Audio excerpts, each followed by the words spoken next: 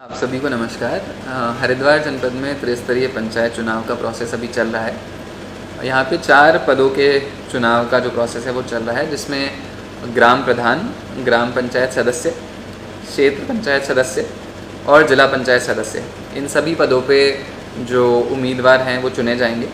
अभी जो आयोग द्वारा अधिसूचना जारी की गई है उसके हिसाब से 6, 7, 8 सितंबर को सभी ब्लॉक स्तर पर जो आरओज़ हैं और जो एआरओज़ हैं उनके द्वारा नॉमिनेशन पेपर्स को रिसीव किया जाएगा। आप सभी को बता दूं कि नॉमिनेशन पेपर्स की जो बिक्री हो रही है उसमें भारी मात्रा में, काफ़ी संख्या में नॉमिनेशन पेपर्स की बिक्री हो चुकी है ऑलरेडी ब्लॉक लेवल पे। और अगर आपको अपना नॉमिनेशन पेपर ख़रीदना है, अगर आपको भी इलेक्शन में भागीदारी करनी है, तो आप 8 सितंबर को 3 बजे तक अपना नॉमिनेशन पेपर खरीद सकते हैं सभी ब्लॉक से। उसके बाद आप 8 सितंबर को 5 बजे तक अपना नॉमिनेशन फॉर्म ब्लॉक में संबंधित एआरओ को डिपॉजिट कर सकते हैं। अब जब आप नॉमिनेशन फॉर्म खरीदते हैं किसी भी ब्लॉक से, तो आपको ब्लॉक द्वारा ही कुछ डॉक्यूमेंट्स की लिस्ट प्रोवाइड की जाएगी और साथ में ही संबंधित एफिडेविट्स की भी लिस्ट प्रोवाइड की जाएगी, जो आपको नॉमिनेशन फॉर्म भरते टाइम पे एफिडेविट्स साइन करके, नोटराइज करके, जो भी फॉर्मेट बता रखा है नॉमिनेशन फॉर्म के साथ, उसके साथ ही सबमिट करने पड़ेंगे। कुछ इम्पॉर्टेंट डॉक्यूमेंट्स जो कि इस बार आयोग ने ऐड किए हैं वो हैं, जैसे कि एक है प्लास्टिक का एफिडेविट, कि आप अपना पूरा चुनाव का जो प्रोसेस है और जो भी आप कैंपेनिंग करेंगे उसमें किसी भी तरह का प्लास्टिक यूज़ नहीं करेंगे। तो एक बहुत बड़ी चीज़ है। विधानसभा चुनाव में भी एफिडेविट भरा गया था और त्रिस्तरीय पंचायत चुनाव में भी एफिडेविट भरना अनिवार्य किया गया है। इसका मतलब यह है कि प्लास्टिक का जो क्वांटिटी आप किसी भी तरह से यूज़ करते हैं इलेक्शन में, उसको लिमिट किया जा सकेगा और इसी तरह जो भी अभ्यर्थी होंगे वो कम से कम प्लास्टिक यूज़ करने की पहले से ही शपथ पत्र नॉमिनेशन के साथ दाखिल करेंगे। साथ में ही अगर किसी के भी 3 बच्चे हैं, अगर तीसरा बच्चा 25 जुलाई 2019 के बाद हुआ हो, तो वो अभ्यर्थी इस नॉमिनेशन फॉर्म को भरने के पात्र नहीं होंगे।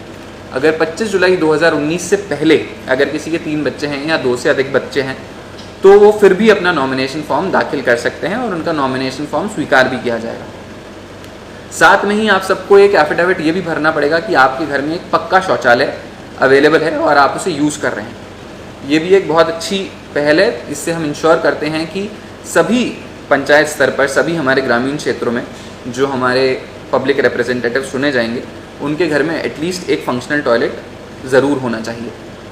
इसके अलावा बहुत सारे अन्य डॉक्यूमेंट्स हैं जो आपको नॉमिनेशन फॉर्म के साथ भरने पड़ेंगे, जैसे आपका शैक्षिक योग्यता का प्रमाण पत्र, जैसे आपका जाति प्रमाण पत्र। ये सभी डॉक्यूमेंट्स सभी ब्लॉक लेवल पे एआरओज़ के माध्यम से रिसीव किए जाएंगे। एक बार 6, 7, 8 को अगर आप अपना नॉमिनेशन भर देते हैं, तो 9, 10 और 11 तारीख को आपके उस नॉमिनेशन फॉर्म की प्रॉपर तरीके से स्क्रूटनी यानी कि संवीक्षा की जाएगी। इस स्क्रूटनी में एआरओ द्वारा और ब्लॉक स्तर पर डिप्यूटेड हमारे आरओज़ द्वारा ये सारे डॉक्यूमेंट्स का फिर से रीवेरिफिकेशन किया जाता है और ये इंश्योर किया जाता है कि संवीक्षा उपरांत केवल वही अभ्यर्थी चुनाव के लिए पात्र हों जिन्होंने ड्यूली जितने भी रिक्वायर्ड डॉक्यूमेंट्स हैं वो सारे के सारे अपने नॉमिनेशन फॉर्म के साथ अटैच करके रखे हों। और उन डॉक्यूमेंट्स का भी परीक्षण किया जाता है। उसमें देखा जाता है कि आप अपना जाति प्रमाण पत्र भी सही तरीके से लगाए हैं, वो सर्टिफाइड है, कि आप अपनी शैक्षिक योग्यता का भी जो प्रमाण पत्र लगाए हैं वो सर्टिफाइड है और आप योग्यता के अनुसार चुनाव लड़ने के लिए क्वालिफाइड हैं। तो ये सभी डॉक्यूमेंट्स को संवीक्षा के दौरान परीक्षण किया जाएगा और संवीक्षा उपरांत एक लिस्ट बनाई जाएगी, जो कि हमारे फाइनली नॉमिनेटेड कैंडिडेट्स की एक लिस्ट बनेगी। जो चुनाव की प्रक्रिया चल रही है उसको शांतिपूर्वक तरीके से संपन्न करने के लिए हमने पर्याप्त रूप में सिक्योरिटी फोर्स जगह जगह पे डिप्यूट कर दिए। अभी जैसे नॉमिनेशन का प्रोसेस और स्क्रूटनी का प्रोसेस चल रहा है, तो नॉमिनेशन सेंटर्स पे सभी ब्लॉक लेवल पे पर्याप्त सिक्योरिटी फोर्स डिप्यूटेड है। साथ ही में सभी जो पोलिंग स्टेशंस हैं, टोटल 1491 1491 पोलिंग स्टेशंस निर्धारित कर लिए गए हैं, जो कि हम लोग इस चुनाव के लिए बनाएंगे। और सभी पोलिंग स्टेशंस को सेक्टर्स और जोन्स में डिवाइड कर दिया गया है। इसके उपरांत हम लोग सभी सेक्टर्स में एक एक सेक्टर मजिस्ट्रेट की ड्यूटी, एक एक सेक्टर पुलिस ऑफिसर की ड्यूटी और उसी के साथ सभी जोन में एक एक जोनल ऑफिसर की ड्यूटी और एक एक जोनल पुलिस ऑफिसर की ड्यूटी लगाने वाले हैं। सभी को रिस्पॉन्सिबिलिटी दी जा रही है कि वो अपने अपने सेक्टर्स में और अपने अपने जोन्स में इलेक्शंस को शांतिपूर्वक तरीके से कंडक्ट करने के लिए अपना अपना रोल वहाँ पे पूरा करेंगे। चुनाव में आदर्श आचार संहिता का अनुपालन कराना एक बहुत इम्पोर्टेंट जिम्मेदारी होती है। सभी सेक्टर मैजिस्ट्रेट्स को, जोनल मैजिस्ट्रेट्स को ये जिम्मेदारी दी गई है। साथ में संबंधित आरओज, एआरओज, एसडीएम्स, सीओज सभी की ये रिस्पॉन्सिबिलिटी रहेगी कि आचार संहिता का अक्षरश पालन सुनिश्चित करें। अगर किसी नागरिक को, जनता में किसी भी कंसर्न्ड सिटीज़न को ऐसा कहीं भी फील होता है, ऐसा देखने को मिलता है कि आचार संहिता के विरुद्ध कोई काम किया जा रहा है या फिर कोई इलीगल एक्टिविटी, लीगल मीन्स किए जा रहे हैं इलेक्शंस को इन्फ्लुएंस करने के लिए, किसी तरह की सांप्रदायिक, सामाजिक, राजनीतिक अव्यवस्था अगर आपको कहीं फैलती हुई दिखे, तो आप इलेक्शन कंट्रोल रूम जो डिस्ट्रिक्ट लेवल पे स्थापित किया गया है वहाँ पे हमारे को इन्फॉर्म करके ये सुनिश्चित कर सकते हैं कि हम हमारी टीम को वहाँ पे जाके तुरंत एक्शन मोड में लाके उस जो इलीगल मीन्स यूज़ किए जा रहे हैं उनको सीज़ करें और ऐसी एक्टिविटीज़ को बंद कराएं। जो इलेक्शन कंट्रोल रूम का हमने नंबर जारी किया है वो है 0133423937। ये आप सब लोग नोट कर सकते हैं।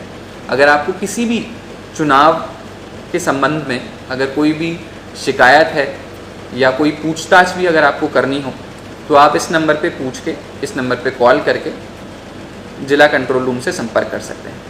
किसी भी इलेक्शन प्रोसेस को संपन्न और सक्सेसफुल तभी माना जा सकता है जब उसमें जन भागीदारी बहुत अच्छे से हम लोग इंश्योर कर सकें। जैसा कि आप सब देख रहे हैं कि नामांकन प्रोसेस में बहुत भारी मात्रा में अभ्यर्थियों ने अपने अपने नामांकन पत्र दाखिल किए हैं और अभी भी दाखिल किए जा रहे हैं। साथ में ही अब इम्पॉर्टेंट रोल है निर्वाचकों का, जो फाइनली हमारे वोटर्स हैं, जो कि नागरिक हैं, जो वोट देने आगे आएंगे। मैं आप सभी से अनुरोध करूंगा कि आप अभी से इलेक्शन प्रोसेस में अच्छे से इन्वॉल्व रहें, सभी अभ्यर्थियों का अच्छे से परीक्षण करें और परीक्षण उपरांत सही अभ्यर्थी के लिए वोट देने के लिए आगे आएँ।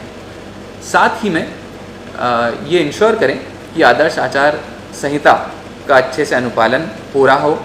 अगर कहीं भी आपको लगे कि आचार संहिता का उल्लंघन किया जा रहा है तो हमारे को कंट्रोल रूम के नंबर पे तुरंत सूचित करके अवगत कराएं। आप सभी का धन्यवाद।